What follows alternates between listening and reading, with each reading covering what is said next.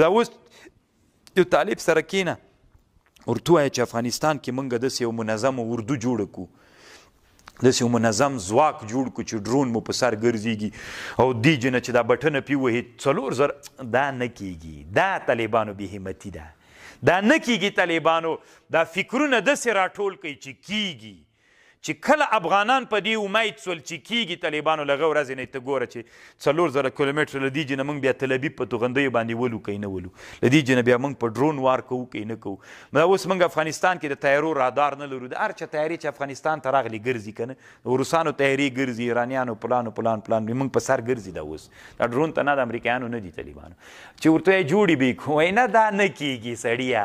نو نه کېږي طالبانو، نه کېږي بیا چې ووایي کېږي بیا کېږي.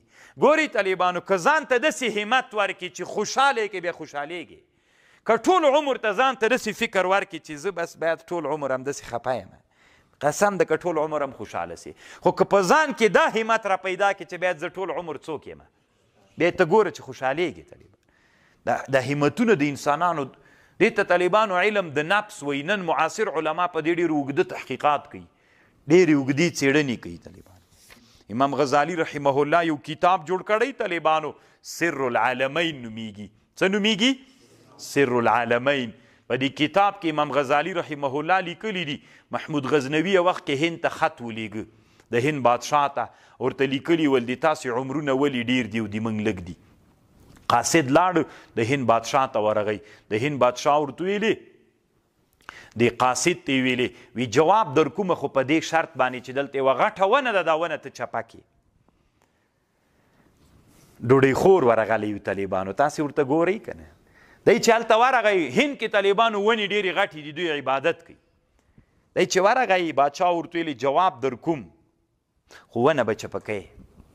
نو ده ورته ویلې وایي ونه کله زه چپه کوی سم، زه خو مسافر راغلی یم.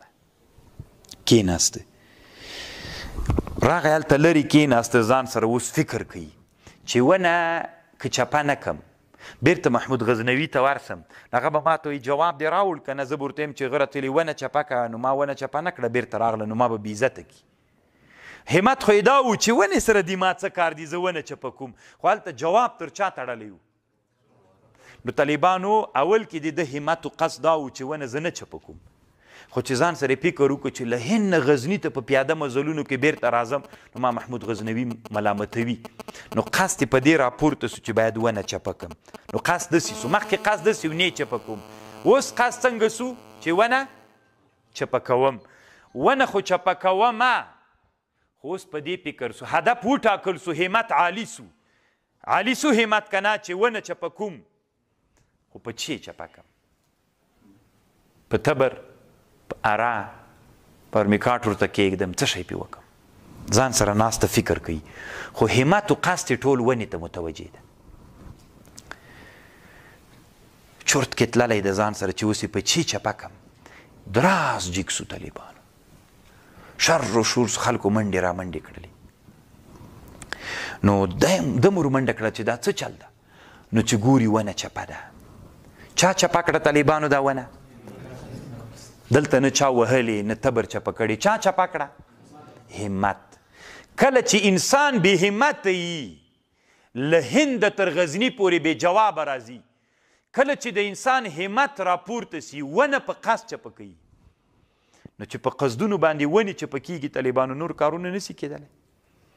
نو طالبانو چې بادشاه ته ورغی، بادشاه ته یې ویلې وی بادشاه ونه خو مې چپه کړله. نو هغه ورته ویلې جواب راکه اوس. نو بادشاه ورته ویلې همدا جواب ده که نه تاسې مسلمانان بې همته یئ، ځکه زر مړه کېږئ ټول عمر کې بس یو 2 کاله به ژوندی یم. نه، عمر سره داسې وایي چې الله پاکه قصد داسې جوړ کړه چې ډېر عمر وکړمه. اوس طالبانو که تاسې فکر وکړئ د افغانستان د فتح نه مخکې د ژوند امیدونه افغانستان کې ډېر ول که اوس له فتح نه مخکې د ټولو افغانانو امیدونه د عمر په اړه څه ول؟ بې همته ول که نه چې نن به کېږي او سبا به کېږي، له ما نه نیولې تر تاسې پورې که نه.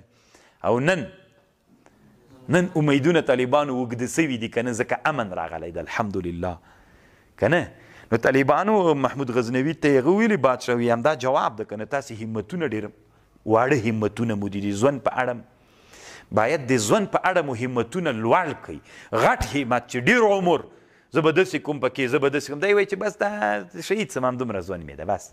او هغه کې بیا ژوند طالبانو مونږ ډېر ژوند همتونه مو د ژوند په اړه معالي وي. نو همت طالبانو ونه چپه کوي بدون د آري او د تبر نه. راجګ سي طالبانو همتونه مو په علمي میدان کې څوک کوي؟